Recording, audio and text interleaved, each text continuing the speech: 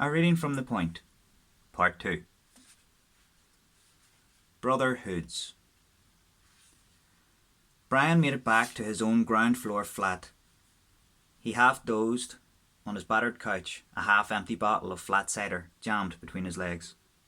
His eyes shuddered open as the door chimed. "Top of the morning to you, Mr. Morgan." Brian jolted out of his warm cider buzz. It was Paul's usual greeting, yelled through the letterbox. Brian struggled with the warped door, managed to haul it open, and smiled at Paul. "It's afternoon, big bro, but sure." Paul's hair sat perfectly in fashionable spikes. Blessed as he was with a tall, lean frame, the older brother made the naff knock-off fire-trap shirt he wore look good.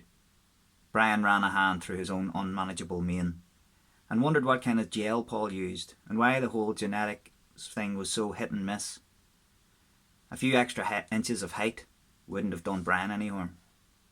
Arms full and straining against the weight of his bounty, Paul pushed past Brian and went straight to the kitchen. Brian stood back as Paul reorganised the scant edible items in the filthy fridge and filled it up with tins of Carlsberg Special Brew, rocket fuel for the homeless. Brian smiled, even though his stomach lurched a little. When the beer was tucked away minus 2 tins, Brian and Paul sat in the living room and drank warm, syrupy Special Brew. "I called you hours ago," Brian said. "What kept you?" Paul rubbed the small of his back. "Long story, our fella. What's the crack with you?" "Fuck all. Cheers for grabbing the beer and fags." They banged back a couple of gulps of piss-warm rocket fuel, almost racing. Paul belched, then said, "I need help with a job or two." "What kind of job?" I have to do a few houses over the next few weeks." "Robbing?" "No, painting and decorating." Paul crimped his face. "What do you like?" "I thought we'd agreed to give that shite up. Try and figure out some other angles." I know, you want to do victimless crime, with insurance scams and all, but they take too long. And I'm not talking about robbing real people, just a few student houses." Brian frowned. Come on, wee bro. I need to get some funds together. Fast. So for fuck's sake, can I get an answer today? "What's the rush?"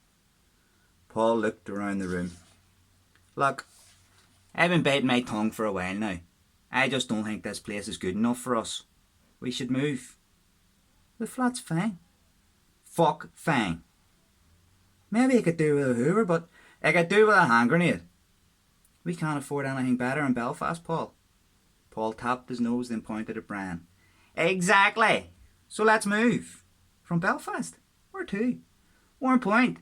Remember we used to go there when we were kids?" "The Point?" "Yeah, the Point.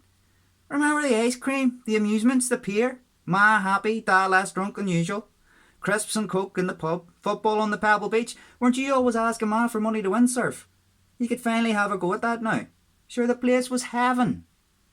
Paul's face spread slowly in a wide grin. "And you know, sleepy wee town like that, couple of sharp Belfast boys could make a penny or two off the local yokels." Brian drained his beer, then crushed the can. He held his tongue and tried to think. The cogs and gears refused to spin. Paul put an arm round his brother's shoulder and led him to the fridge. "Look," Paul said, "let's have an hour wee drink, and I'll explain why this is the best idea we've ever had."